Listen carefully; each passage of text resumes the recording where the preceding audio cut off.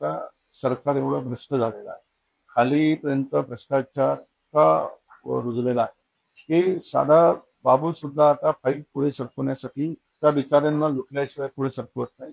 या महाराष्ट्रामध्ये मी अशी परिस्थिती कधीच पाहिली. कोणावरच धाक राहिला नाही. फक्त केवळ मंत्रालयातच भ्रष्टाचार आहे असं नव्हे.